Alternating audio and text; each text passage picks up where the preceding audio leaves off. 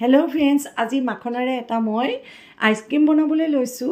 মাখনা আপোনালোকে গম পাইছে মাখনাটোক ইংলিশত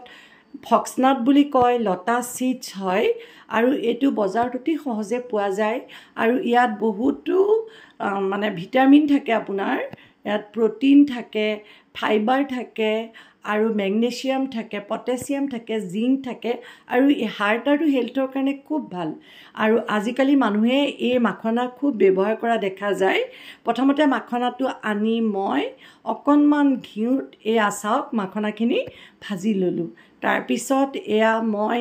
2 চামুচ চেনি কেৰামেল কৰি ললো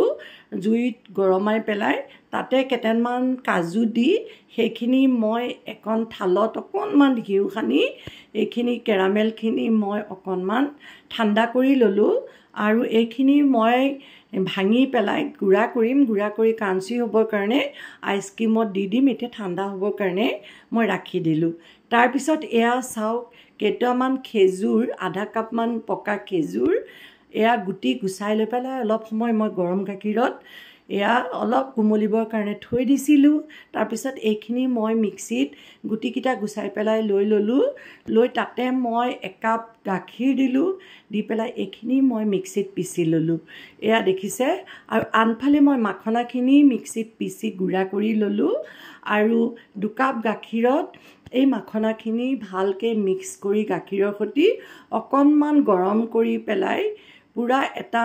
মিক্স ঘোল বনাই পেলাই এইখিনি মই অলপ ঠাণ্ডা হ'বৰ কাৰণে ৰাখি দিলো তাৰ পিছত মই যে মিক্সিত খেজুৰখিনি দি থৈছিলো তাতে এই মাখনাখিনি দি দিলো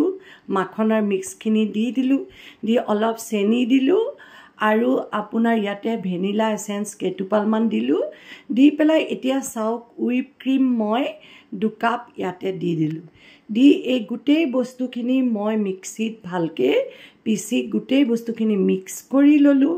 লৈ পেলাই এতিয়া এটা আইনাৰ কন্টেনাৰত এইখিনি মই গুটেই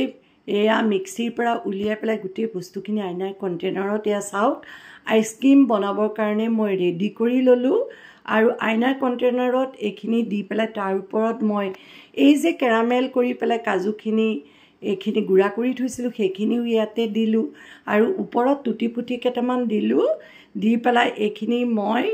এখন ঢাকনা মাৰি পেলাই অলপ সময় মানে 8 ঘণ্টা মান ফ্ৰিজত ৰাখি দিলো এয়া চাওক 8 ঘণ্টাৰ পিছত এয়া মই আইসক্ৰীমটো উলিয়াই আনিলো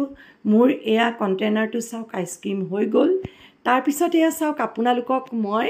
এয়া আইসক্ৰীম উলিয়াই পেলাই দেখুৱালো আপোনালোকেও এনেকৈ বনাই চাব আৰু এটো খুব ইজি ৰেচিপি হয় আৰু